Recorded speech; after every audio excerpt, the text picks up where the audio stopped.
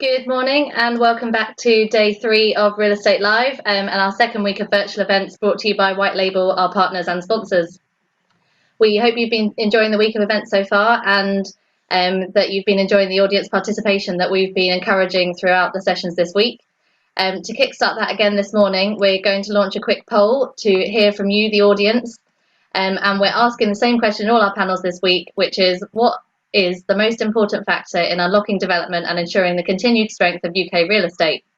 We asked a similar question in June and we'll be showing the results and comparisons at the end of the week from today's session. During this morning, please continue to interact as much as possible during our panel. You can do that using Zoom's Q&A feature, which is at the bottom of your screen, to put questions to our speakers, which will be moderated by our chair. We've got some great speakers joining us for this, our second Scottish keynote of the morning, and this is our Glasgow keynote discussing how innovation districts can drive growth.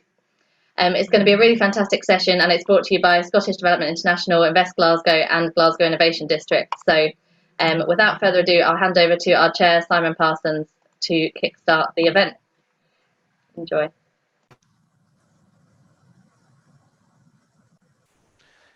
Well, good morning, everyone, and a very warm welcome to this webinar.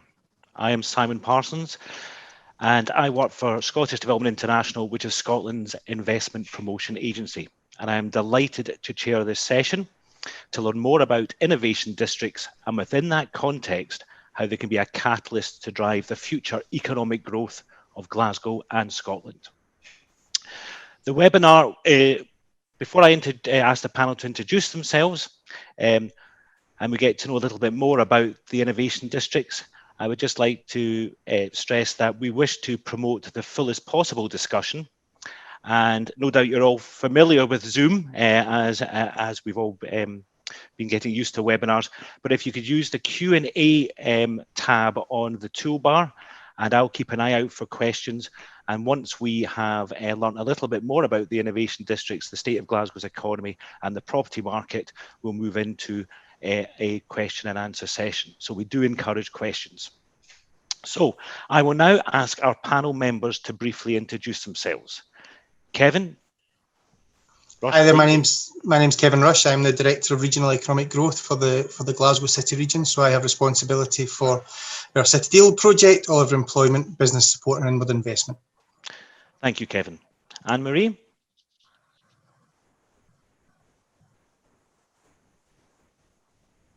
Hello, Anne. Are you on? Maybe on mute? Sorry, school girl error. Good morning. I'm Anne-Marie Campbell. I'm Project Director for Glasgow City Innovation District, which is a partnership between the Council, Glasgow Chamber of Commerce, Scottish Enterprise, Entrepreneurial Scotland and the University of Strathclyde. Thank you. Benny. Good morning, everyone. My name is Benny McLaughlin, and like Anne-Marie, I'm the Programme Director, but for the Glasgow Riverside Innovation District, which is a tripartite partnership between the Scottish Enterprise, Glasgow City Council and the University of Glasgow. Thank you, Benny. Doug? Good morning. My name is Doug Smith. I'm Chair of CBRE in Scotland. And in addition to my CBRE day job, I have a number of external roles, one of which is with Glasgow University, sitting on its Estates Committee and Capital Projects Board, so involved with its £1 billion campus redevelopment. Thank you, Doug. And last but by no means least, Stein. Good morning, Stein Rivens. I'm the Chief Corporate Development Officer at Gdansk, responsible for our international expansion and strategic alliances, and we are a happy investor in Glasgow. Thank you, Stein, and we'll hear from all of the panel in more detail shortly. However, Kevin, if we may start with you to provide some macroeconomic city context, how is Glasgow positioned now in terms of growth, and how will innovation districts help to drive this going forward? Okay, so thank you very much. I won't take too long, but thank you very much for the opportunity to be here. As I said at the start, my name's Kevin Rush, and I'm the Director of Regional Economic Growth for the Glasgow City region. These are challenging times for all of us, as I'm sure you know. I think particularly for big cities, the impact of COVID just now in big cities is particularly challenging, but in Glasgow we have a plan. We're happy that we have a plan. We've pulled together an expert panel who have advised us on what we should be doing in terms of economic recovery. And I think probably important for me to say at the start that our innovation districts are absolutely fundamental to supporting that plan, because this crisis has accelerated some of the things that we already knew. So we knew that there were things about a shift to online shopping, a move away from retail in the city centre in particular onto online shopping. There had been a move to more flexible working, albeit I think in the future that's still likely to be a blended model. I don't think this is the end of city centre office developments by any manner or means. But what we did is we brought together experts to advise and learn from across the world, and we have a 20-point action plan, as I say, in terms of our economic recovery. And at the heart of that plan is a desire to grow and develop the innovation districts at pace. And it might be helpful if we could just put up the second of the slides, if that would be possible at this stage.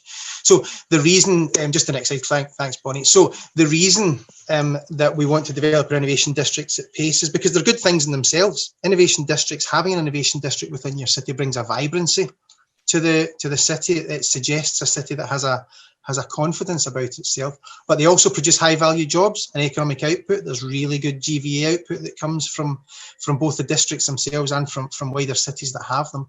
But they also help with other priorities within our recovery plan, supporting retraining into emerging sectors. For example, we know that youth unemployment is going to be challenging for us because the sectors that young people particularly tend to work in, retail, hospitality, are the ones which are particularly impacted just now, and I think in the short term are going to continue to be so. So supporting young people to retrain into things like energy retrofitting, into digital jobs for the future, into green infrastructure jobs, these are things that the innovation districts themselves can help with, particularly as they're based around such strong universities within Glasgow. Now, Anne-Marie and Benny will tell you a lot more about the incredible strengths of both the City Innovation District and the Riverside Innovation District, so I won't go into that in too much detail here.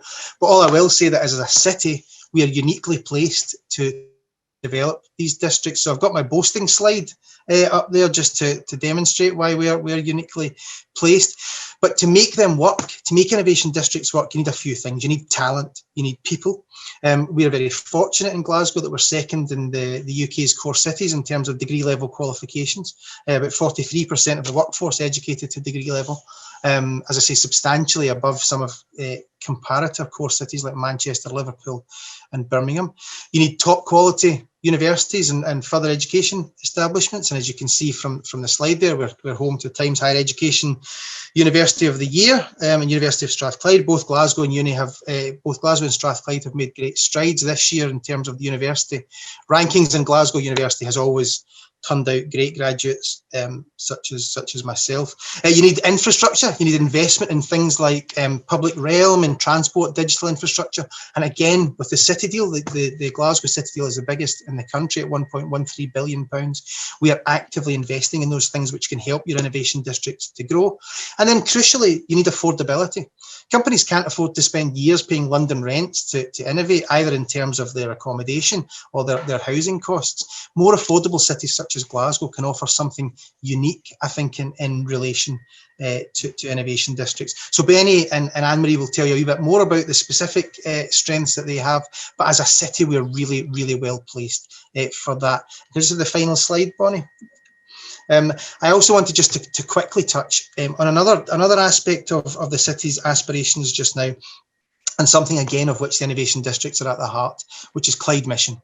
You may have heard of this. It was announced by the Scottish Government earlier in the year. And the River Clyde essentially is the greatest untapped development opportunity in Western Europe. Whole range of issues for a very, very long time in relation to the Clyde. It's been blighted by mixed ownership, by a lack of overall vision, and a flood risk, either a real flood risk or a perceived flood risk, which I think for a lot of developers has at times in the past either put them off or had issues in terms of their planning applications. What we would like to do is try and bring in partners together to develop that vision, to look at how we can address the ownership issues, to look at how we can address the flood risk issues. The vacant and derelict land along the River Clyde is equivalent to 15 SEC campuses, the Scottish Exhibition Centre, the biggest entertainment campus in the country by some way. And the amount of vacant derelict land is equivalent to 15 of those. There's huge opportunities across the River Clyde, but just now we haven't brought all that together. So the Scottish Government is leading in this. They've brought partners together, and the first £35 million of funding has been announced. But why that's important for the innovation districts is that all three of the innovation districts in the city region, the two who are here today, and the Advanced Manufacturing Innovation District in Renfrewshire, are all sited along the river. I mean, it wasn't designed that way, but it looks pretty good.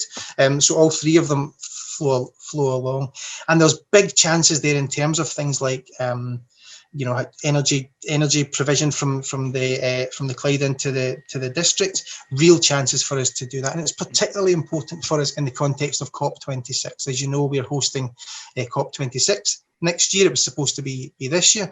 I think it's still going to be a big deal. Whether it looks exactly as it was going to look this year, I think would be hard to predict at this stage. But I think as the dust hopefully settles in 2021, climate change, the climate emergency will continue to be a huge issue for the world, and we have big aspirations of using COP to showcase what Glasgow is doing in our race to net zero, our climate adaptation, etc. And our innovations can be and are fundamental in that. So now, in order that you can hear more about them, I'm going to pass on to my colleagues, both Anne-Marie and Benny, who'll talk you through the specific innovation districts in Glasgow. Thank you. Anne-Marie, would you like to just tell us a little bit more about what is Glasgow City Innovation District and its success to date, please? Thank you very much, Simon. Bonnie, if you can put up my slides. Thank you very much. Thank you very much, everyone, for allowing me to pitch this morning on Glasgow City Innovation District. If you can put up our second slide. Firstly, Glasgow City Innovation District is the first innovation district within Glasgow. We're very proud that it's a global hub for entrepreneurship, innovation and collaboration, and is anchored by the University of Strathclyde. The district is home to innovative companies and organisations who locate here to nurture and accelerate inclusive growth, improve productivity and develop world-class talent, research and technology within a vibrant live, work, eat, play, innovate environment. If I can move on to my next slide. This is just a map that gives you a bit of an insight into the size and scale of Glasgow City Innovation District. It's a 6x6 city centre block going from the Royal Infirmary across to Queen Street Station and down across the river to the City of Riverside campus for Glasgow College. There's a lot of innovative accelerator buildings within the district, along with a number of a lot of potential development that is taking place within the district. The district is easily accessible from the airports. It has a unique concentration of innovation support organisations in the shape of 4 UK catapults. Those are offshore renewables, high-value manufacturing, space applications and connected places. We've got 4 Scottish innovation centres in the shape of Census, who are looking at sensors, iBioIC, who are looking at industrial biotech, Data Lab, who are looking at data and AI, and digital health. And it's the only UK, it also contains the only UK-based Fraunhofer Institute. So there's a lot going on within the district. Within the innovation community, we've got the Technology and Innovation Centre, which is a £90 million innovation building built by the University of Strathclyde, and this is transforming the way partnerships are working between academic, industry and the public sector. The Innovo building, which is a £10 million industry engagement building, is owned by the University of Strathclyde and is adjacent to TIC. And this building is home to innovation organisations and innovators such as Arb & Co and world-leading M2 lasers. The Garment Factory is another building within the district which was privately developed and offers business and innovation space for companies, including Tontine graduates Incremental and the commissioning hub for UK broadcaster Channel 4. Last but by no means least, we have Tontine, which is Glasgow's premier business accelerator for high growth companies in enabling technologies, space, design and the creative economy, run by Glasgow City Council. If I can have my next slide, Bonnie.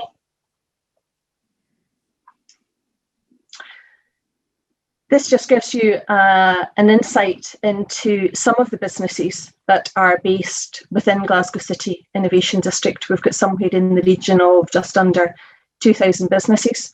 And we've got likes of GlaxoSmithKline, we've got Rolls-Royce, we've got Weir, we've got Spartan. There's a wide variety of innovative, collaborative companies that are based within Glasgow City Innovation District. If I could have my next slide. So why would you want to locate within Glasgow City Innovation District? Key benefits that we see are we are able to attract and retain key talent. We've got access to the University of Strathclyde's expertise from research and innovation to resources and talent. We've got access to international UK and Scottish innovation organisations in photonics, energy, sensors, industrial biotech, digital health and space. And we've got a wide array of office and flexible workplace options. And there's also somewhere in the region of £350 million investment on site in business, hotels and residential developments across the Innovation District. And the university itself are looking to double the size of the space that they currently occupy within the Innovation District. They are looking to expand their world-leading research and innovation hub at the core of the Innovation District. We're a vibrant, connected environment for collaboration. We're a global hub for nurturing new startups and established businesses. And we're a hub of progressive social innovation systems delivering engagement and impact. And the two new buildings that the university are looking to create will allow scale up of the successful collaboration model within a supportive policy environment. So I hope that gives you a sense of what is happening within the Innovation District and how passionate we are to deliver an even more successful Innovation District over the coming years and months. Thank you, Anne-Marie. That was very useful and interesting. Can I just ask, I mean, it probably goes without saying, the need to provide additional commercial accommodation, is that to service the demand you're seeing from companies seeking to locate next to these key intellectual assets and collaborative opportunities with Strathclyde? Very much so. TIC opened 6 years ago, is a huge success. This is where businesses and academia can work side by side and deliver solutions going forward. And people very quickly saw the advantages of being co-located with the university. Innova was initially developed by Scottish Enterprise, purchased by the university, and it is now full. And we are seeing a growing demand for people wanting to come and co-locate within this environment. Thank you. Benny, can I ask you to inform the audience about Glasgow's other innovation district? Okay, thank you, Simon. If I could possibly have the first slide up, Bonnie. Thank you. And perhaps if you just skip to the second one, please. Well, thank you, Anne-Marie and Kevin, for kind of joining the dots on the innovation districts and the importance for the kind of economic recovery and long-term kind of inclusive growth around the city. I thought I would start with giving you a little bit of the geography of the Riverside Innovation District. We are a number of years behind in formation and development from Anne-Marie and GCID. We're probably about 12 months into the programme, and as I stated earlier, it's a tripartite arrangement with the university as the anchor, but being supported with Scottish Enterprise and Glasgow City Council. In terms of the geography, and Kevin has kindly referenced the Clyde and the Clyde mission, we couldn't be much closer to the Clyde if we tried, and indeed the River Kelvin. At the north of the top of that slide, you'll see our existing campus. That'll be familiar to many of you, which is the West End of Glasgow, and as Doug mentioned earlier, as part of our £1 million campus redevelopment. And we have some ambitions around that for the Innovation District in terms of incubation space. If you look at the eastern or the left-hand side of the slide, you will see Europe's largest university teaching hospital, the Queen Elizabeth University Hospital. And adjacent to that, and I'll come on to that in a second, the Clyde Water Innovation Campus, which is effectively our new campus that we are developing on the south side of the river, and I'll say a little bit more of that. But the district itself also encapsulates the SEC and the events campus that Kevin referenced earlier, and the media quarter of the BBC, STV, etc. And it gives you a little bit of adjacency. It shows you the finance district in the city and also GCID that Anne-Marie spoke about. So the boundaries are fairly loose and permeable as we're still creating our programme for delivery. So perhaps if we could move to the next slide. So if you referenced this slide previously, you'll see that the River Clyde dissects the bulk of our innovation district, and most of the land that we are looking to develop is on the Govan side of the river rather than the West End, and I'll talk a little bit about that later on. And I've entitled this one the Govan Challenge and Place-Based Innovation, because traditionally when you aspire and set out to create an innovation district, it's generally formulated around attracting business and industry and academic collaboration and the inward investment that brings. And you hope for and design and plan, hopefully, that you get some spillover and community benefit and place-based regeneration around that. Govan itself has a history of deindustrialization and depopulation. And Kevin referenced the huge swathes of vacant and derelict land, and Govan abounds with that. At one point during the heavy industrial shipbuilding era, there was 100,000 people populated Govan. It's now down at 13,000. Struggles with educational challenges and employment challenges. The majority, if not all of the area of Govan sits in the unenviable position of being in the highest quartile for the index of multiple deprivation. It also struggles and suffers from decades of infrastructure and institutional challenges. And what I mean by that is that a number of infrastructure plans and projects have disadvantaged access and mobility around Govan. Most notably, the creation of the necessary fast link, which was to service people travelling to and from the hospital, which has created all sorts of travel and traffic challenges for the people in Govan. The institutional challenges, and I'll try and be fairly polite about this, is that when you speak to the communities of Govan, they will reference that many institutions, including my own university on behalf of the hospital, have promised lots and delivered very little in Govan over a period of 40 odd years. However, the positives of that is that it's a highly motivated and ambitious community with a number of political, with a small p, representative community groups, and indeed a very ambitious master plan and manifesto for change in Govan.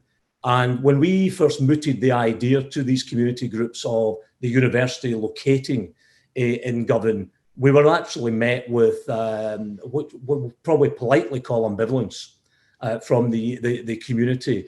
And when we scratched deeply with the community and asked them what it was that we could do differently from other institutions, at the heart of that was co-creation. and planning with the community about what we would wish to do across Govan. So if we could maybe move to the next slide, the final slide, thanks.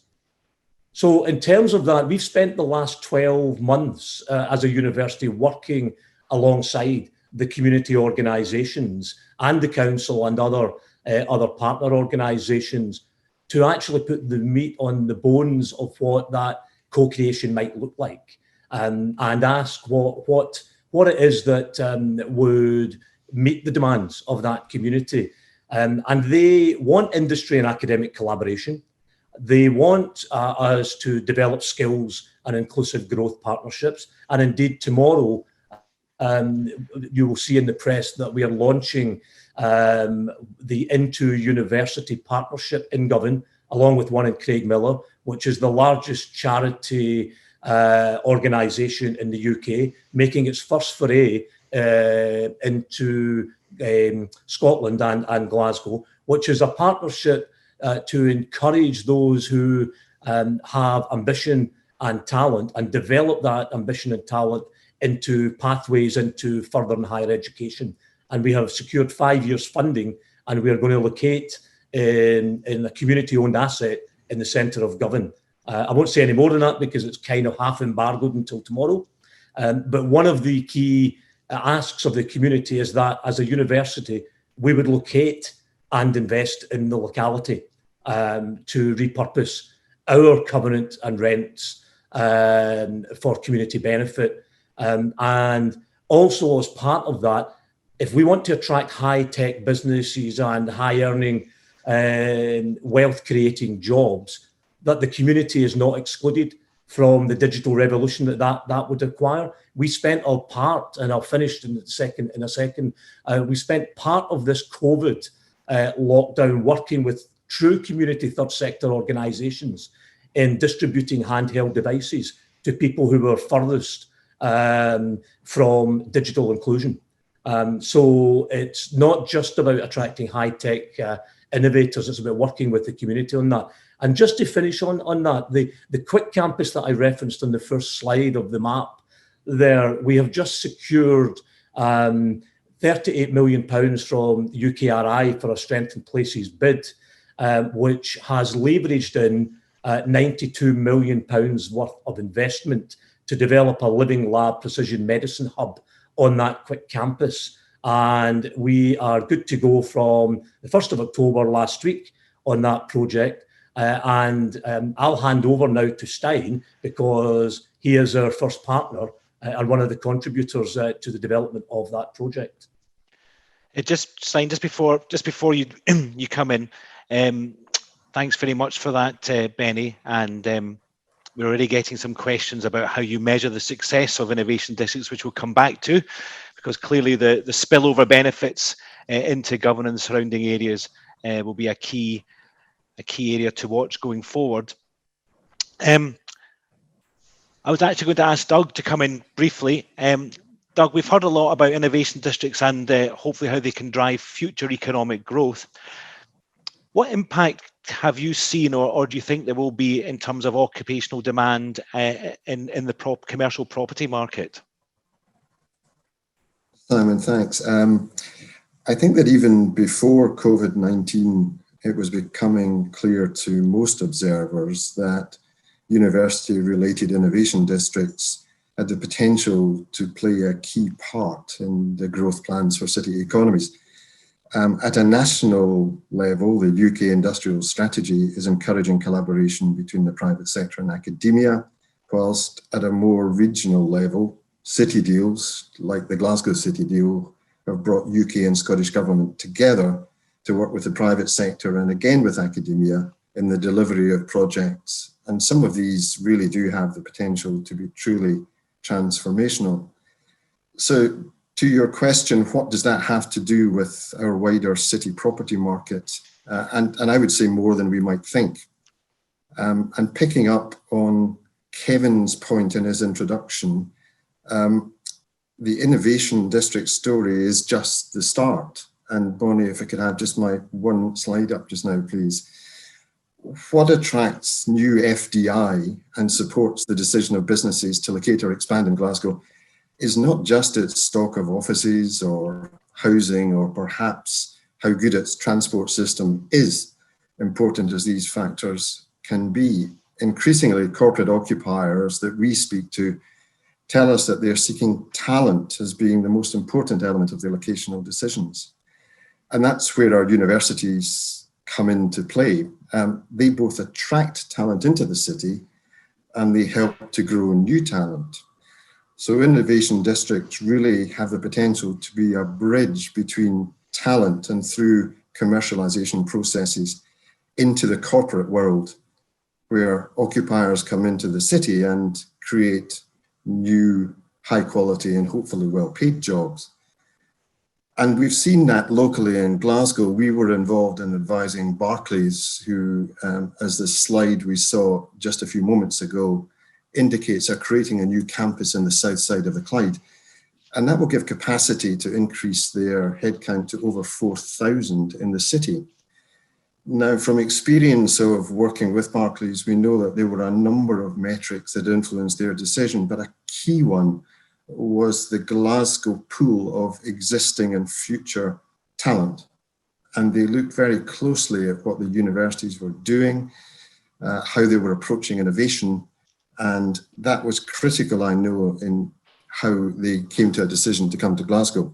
And it really is a virtuous economic cycle, because as well as being creators of economic activity for a city or region, innovation districts can also in themselves be successful.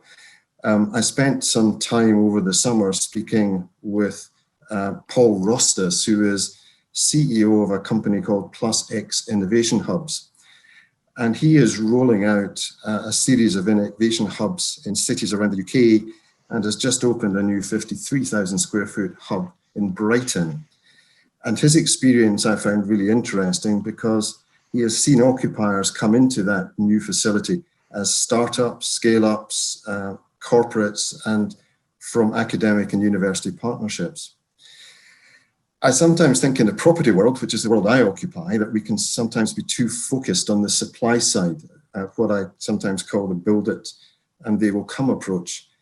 But with the platform that our universities in Glasgow offer, and the potential they have to create clusters of excellence and innovation, I really do think we will miss a trick if we don't also look at the opportunity to build and leverage the demand side of the equation in our property markets at the same time. Thank you, Doug. And if I was a property developer at the moment, there's been a lot of discussion in the press about the impact of the current pandemic on the office market. How resilient do you think the Glasgow office market currently is, and how favourable is the current property market in Glasgow for a new supply of Grade A accommodation? The dynamic in the Glasgow office market just now is almost unique in my 40 years of working in it. The availability of brand new Grade A office space in Glasgow sits at only 6,000 square feet. And in terms of total stock, that represents something in the order of 0.04% of the total stock of offices in the city. And that is remarkably low. And even if you look at the skyline and see cranes across it, not many of these are actually producing new speculative accommodation. So I would see a big opportunity for new capital investment in the city at the moment. Thank you, Doug. And moving to Stein, hopefully that's music to your ears, Stein. As a property development company who's invested in Glasgow, and you are based in the Netherlands, so you are a true inward investor. You invested in West of Scotland Science Park, which is Glasgow's most mature and well-established science park. From what you've heard on the panel session today about Glasgow's attributes and talented workforce and innovative universities, what thought process did you go through prior to investing in Glasgow, and do you agree with what the panel has said so far? I definitely agree, and I think they touched on the three key elements that are for us to invest in a location, which is the presence of the universities and the research institute that really anchor the knowledge. And because from also what Doug says, from there on, you will create the new environment. And also you keep up with the next new thing, I always say. So you're not staying in a static environment. And therefore, having those very strong anchors in place is one of the core decisions. Then in taking that further, the student base that they spit out ultimately have a level of education that also is for the new next generation of business to happen. And if you look at the focus areas of the universities and the talent, there is a large pool in Glasgow that supports this for new businesses to grow and to actually quite easily attract the right level of talent that they need. But also the city itself is very attractive for people to stay within, low cost, but also very active in events and everything in leisure terms that is also attracting a lot of the talent to stay. But also when they grow and become more senior, you also have environments where they can live within. So that's a second pillar. But the third one that is also very, very important is that there is a collaborative mindset around the program of the universities, as well as the city council and the municipalities around where do we want to focus on to stimulate the innovation. And to us, those three elements that take our decision to invest in a location. And for us, that was the key. Those were the three key tick the box elements for investing in Glasgow. So definitely can underwrite those points. Then if you go to the West of Scotland Science Park, it has also the proximity factor, but also the tenant base that is associated with the new knowledges. This is more around life sciences and knowledge intensive industry, which is where we focus on. But for us, it was also the capability of adding to that network our international portfolio, where we are active in 14 different campuses across Europe. And we have a lot of overlap with the Strathclyde University, for example, here, and the RWTH Aachen University in Germany, where we see the overlap that we can bring in. But also our tenants in West of Scotland Science Park, for example, they have a collaboration just announced last month regarding COVID with our tenant base in the Netherlands. So we bring that cross additional layer of networking to a location.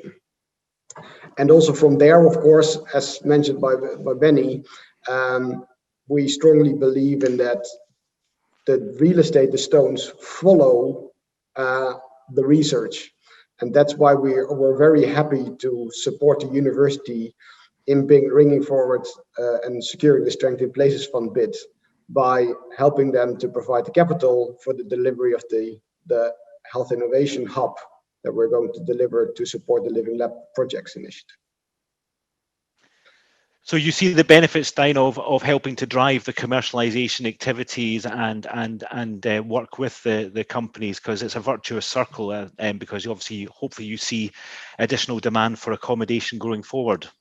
Yes, and I think what is the unique thing between the private and the public sector combination is that innovation changed. Everybody opened their gates, there's more collaboration, and there's also a higher speed of development of innovation, which means that the supply of the real estate needs to match that speed and availability. And the private sector can bring that speed and availability to the public side, where there is a more lengthy process to deliver, and where we can take also a more commercial risk perspective to deliver that. And that's why we can deliver fully speculative developments, banking on the knowledge and the relationships that we have with the universities. And that's why we're also in close contact with both universities that were addressed today. And so you've seen the evidence of collaboration across the city organisations, and is that something you have found it's been easy to engage with and get access to key decision makers? Yes, definitely, and also each party is willing to introduce you to the right level of seniority and the engagement. So for example, Strength to Places Fund, if you focus on precision medicine, the bringing the fundamental research into a product, into the market, and in this case, into the hospitals, there needs to be a very collaborative way in understanding between NHS, between the university and corporate collaboration parties. So we saw that there is a very open and willingness to communicate and to, at a very senior level, take these discussions on board and move them through, let's say, the red line tape to foretrack that. But also from a city council perspective, getting development up and running, there's also a positive attitude around delivering to some of the key infrastructure elements, for example, or permit deliveries. So yes, definitely. Stein, thank you. That was very interesting from an investor's perspective. We'll come back to you shortly. So that concludes the introductions and initial opinions from the panel. The questions are coming in, so we're all doing our job in stimulating interest, but we can always do with more. So thank you for that. And also just to say, just before we close today, we are going to play a short video clip, 90 seconds, of why an American-based satellite company chose Glasgow as their European headquarters. And that will be, you'll get to hear directly from an occupier in their own words as to why they established in Glasgow and what the key success factors they were looking for and whether they have borne fruit. So that's just going to come up before we close at 10:30. I would encourage you to stay for that. Some lovely imagery of the city as well. So moving on to the questions, there's been a number of questions coming in around measurement and performance.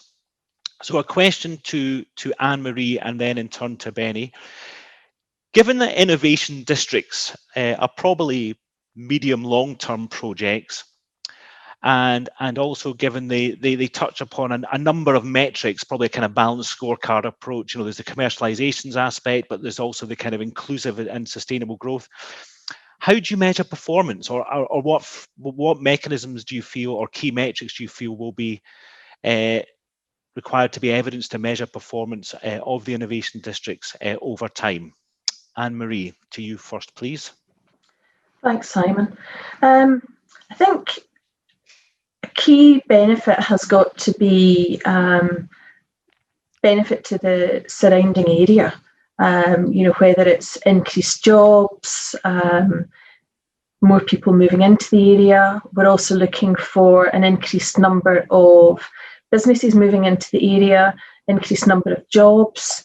And that was certainly the matrix that we were looking at pre-COVID, was looking at how many companies we had before the innovation project started. We took a measurement of the number of businesses and staff that were employed within those businesses, and we're going to measure that against what was the growth over the piece, and what was the benefit to the surrounding area. Thank you, Anne-Marie. Benny? Maybe especially given that you're obviously very passionate about the spillover benefits to surrounding areas, how are you going to measure that? With a challenge, Simon. It's easier to measure traditional metrics like numbers of companies, spin-outs, occupation rates, jobs, etc. The kind of softer measures we're developing with the community at the moment, and we're working both with the City Council and Scottish Enterprise and a representative number of groups across government about what would they see as success. And it ranges from some hard measures like numbers of new businesses like cafes, numbers of new leisure opportunities, to other more traditional metrics like numbers of young school kids who are partaking in science clubs, and partaking in STEM activities, and perhaps moving on to other educational opportunities. And just to finish, that we are co-creating at the moment a longitudinal study of impact that we can measure over 10 and 20 years of the university and other institutions' interventions across government. And we're actually developing that with the community and academics in the university. Thank you, Benny. Another question coming in about sustainability, and I'll direct that one first to you, Kevin, and then if anybody else in the panel would like to follow on. Kevin, Glasgow's got a very ambitious target to be net zero, I think, by 2030. And obviously you mentioned that COP26 next year gives Glasgow an excellent opportunity for its profile on a global stage. What green infrastructure is the city considering to support the innovation districts through the city deal and other mechanisms? So a range of measures, I think, Simon, as I mentioned earlier on, I think when you consider connectivity or infrastructure, I suppose, that supports the district and the city, there's probably maybe 2 or 3 things that I think would focus on. So clean, green public transport being one. So we're actively considering the development of a metro system in the kind of southwest of the city, which would certainly link up the innovation district, certainly the Riverside Innovation District with the city, with the airport, also AMIDS as well. So it would link both innovation districts directly there. Now, when I say we're considering, I mean developing a business case to ask the Scottish Government for about £3 billion, I think, but that's certainly one that we're actively looking at. I think another one in terms of green infrastructure would be with developing a business case for a tidal barrage in the River Clyde. So obviously we talked before about the development opportunities on the Clyde, but one of the issues you have there is if you can't control the tidal flow, then there's very little you can do in terms of development. So that's one that we're also actively pursuing under the Clyde mission banner as well. And then I suppose the final thing, and Anne-Marie maybe will know more detail on this, but as part of the City Innovation District, we're looking at a district heating system using the Clyde as well, a kind of district heating system for the City Innovation District as well. So I think in terms of energy, in terms of flood risk management, and then transport, I think those are the 3 biggest green infrastructure projects we're looking at. Thank you.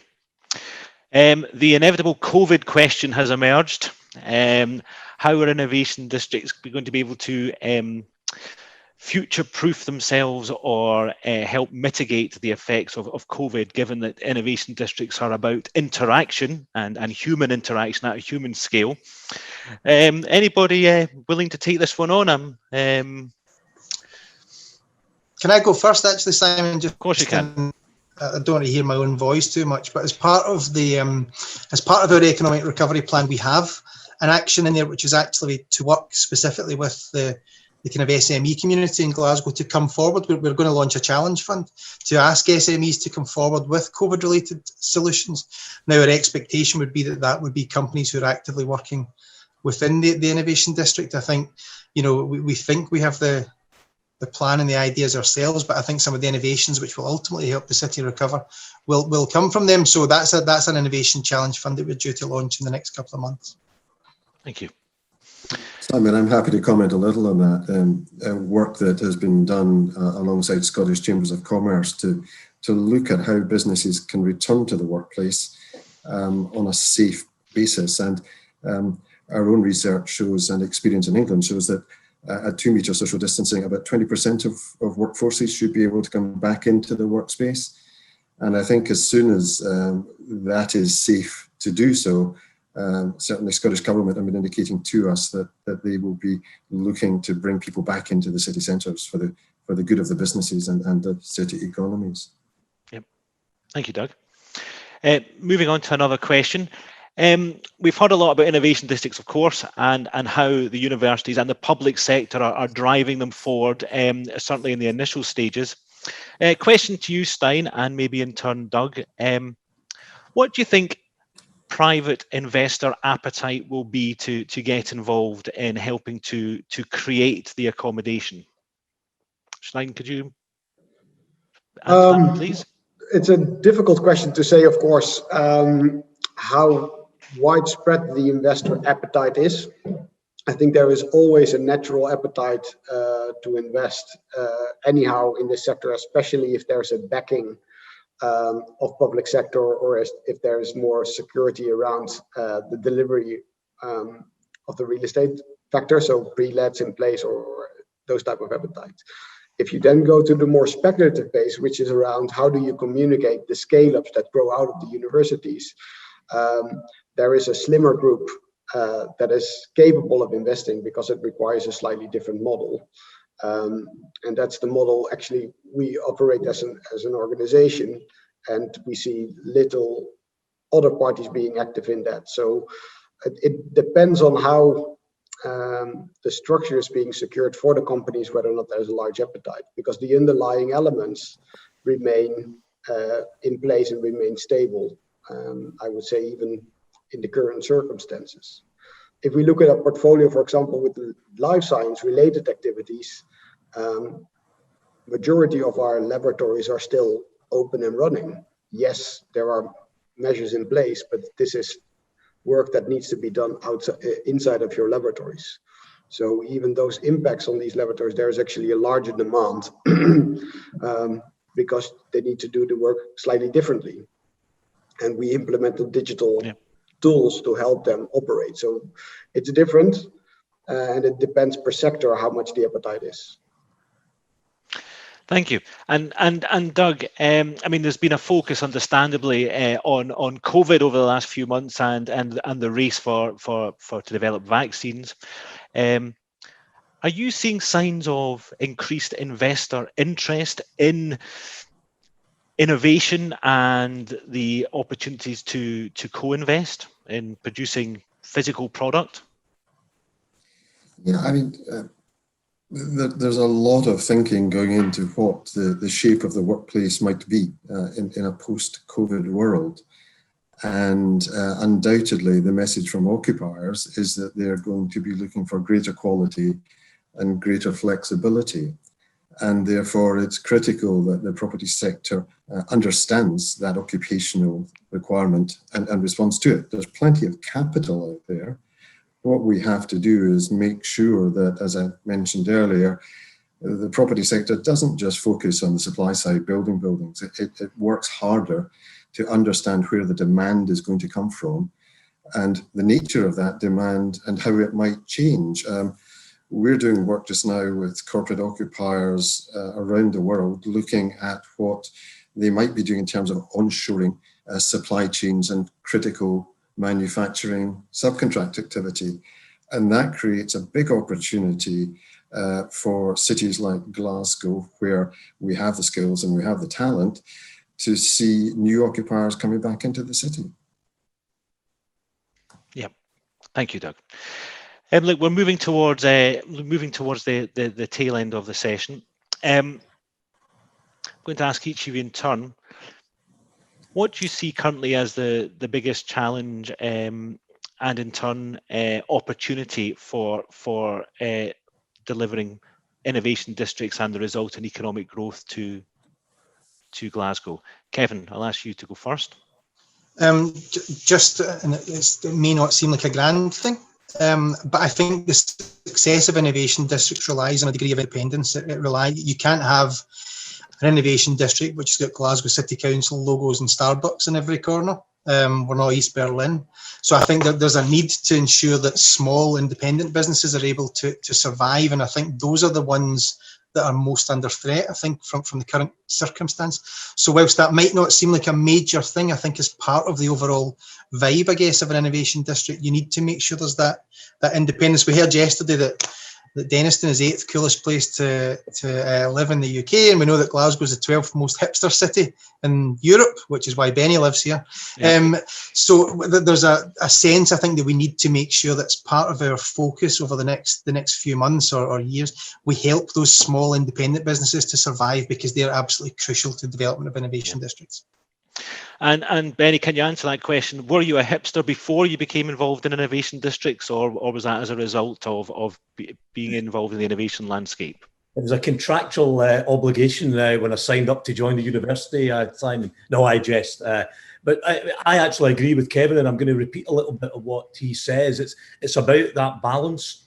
I'm not saying it's easy to get particularly around life sciences, partners and investors to locate and say the quick campus, but the balance of getting community traction and different types of businesses and community assets embedded in that innovation district is going to be the difficult part for us. But that's why we're doing it the opposite way around for most innovation districts. So we're working about rooting ourselves in the community first, whilst in parallel, the kind of easier side of the institutional investment in real estate takes place at the other end.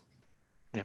Yes, you hear a lot. There's a lot of commentary about place differentiation, and the need for distinctiveness in order to attract investment. So no, I think both those points are very valid indeed.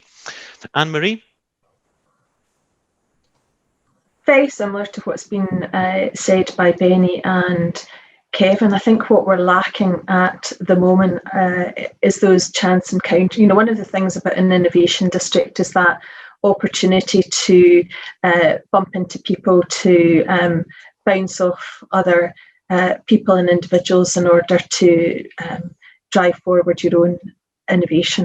And I think through COVID at the moment, we're not able to do any of that, but you know, hopefully as we come out of the pandemic, we will be able to see that community spirit being re-established and those chance encounters taking place. And like, you know, Benny is very much rooted within the community. That's not to say that Glasgow City Innovation District, you know, we're not as rooted as Benny is within Grid, but we're very much looking at working with the community. You know, we're heavily involved with the guys that are looking to redevelop the meat market, and we look to see how we can assist businesses going forward, given the skills and scope that we've got within the university to assist the outlying areas to develop businesses and support them going forward.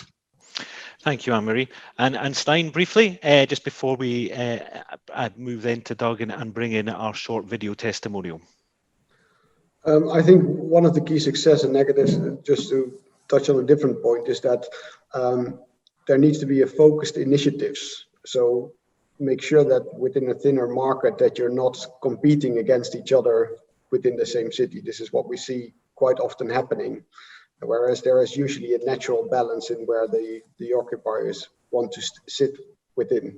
And that's a pitfall and an opportunity at the same time. No, that's a great point, and I think something which we just like to convey is I think that the intellectual and research attributes of both universities are complementary. They both focus on different areas. And finally, Doug. I would think right now more so than ever we need to make the public-private partnerships work for the benefit of the city and all of those who live in it. Absolutely essential, and around the agenda we've been discussing this morning, just to make sure that we articulate to the wider city and those who are active in it just what's going on, because I do think there is a lot more good stuff happening in Glasgow than people realise. Yeah, thank you. So look, all that's left for me is to extend my thanks to the panel for joining us today. I hope that was of interest, and you know a little bit more about the economic landscape of Glasgow and its opportunities than when you joined us at 9:30. I would urge you to stay for our closing 90-second video short, as I said, from a company, again, from overseas that's chosen to invest in Glasgow. And it'll be interesting to see how many of the points that the panel has expressed regarding the attractiveness of Glasgow are acknowledged by Peter, who is the chief executive of Spire Satellite. So if you could run the film, please, Bonnie. Please, Bonnie.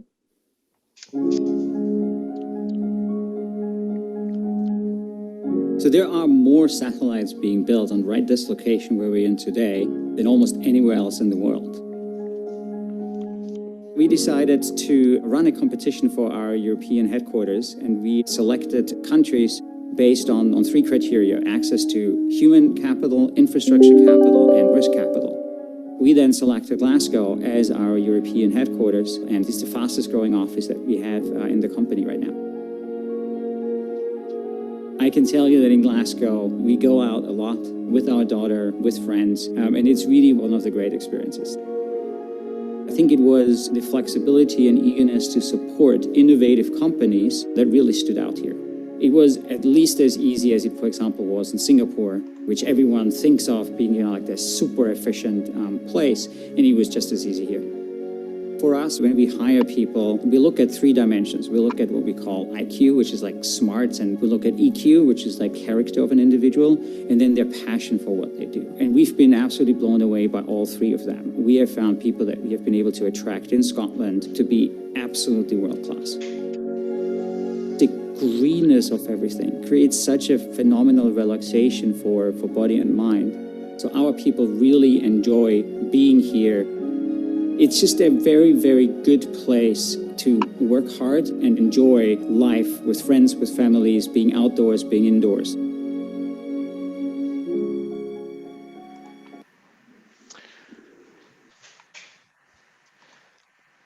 Thank you, Bonnie. So hopefully there was you saw there was a correlation between some of the points we discussed as the panel and that real world view that's come from Spire Satellites, who since that video have announced their plans to create an additional 260 posts in Glasgow, because they've found the talent here is truly world class. Right, I'm running over time, so I'm going to hand back to Bonnie. My thanks again to the panel. Any follow-up questions that will be picked up through a follow-on email from White Label, and we'll be delighted to answer them. But thank you again. Thank you, Simon. Again, thank you to our panel, STI, Invest Glasgow and Glasgow Innovation District, and our speakers for bringing this session together. It's been a really detailed and exciting discussion, and just to touch on the results from the poll that kick-started the webinar, the most important factor for our audience this morning was building a carbon zero sustainable future, which is extremely fitting for Scotland's prioritisation of green investment. So, and that was actually our highest scoring answer in June as well. So an interesting update for you there. We've got a lot more sessions taking place today as part of Real Estate Live. We're in West London, South East England, and if you want to hear more about hipsters and innovation districts, we've got a session looking at those innovation districts across the UK taking place tomorrow, which again features Scotland. So have a look on the Real Estate website to tune into any of them, and we hope to see you again at some of our other events this week. Thank you.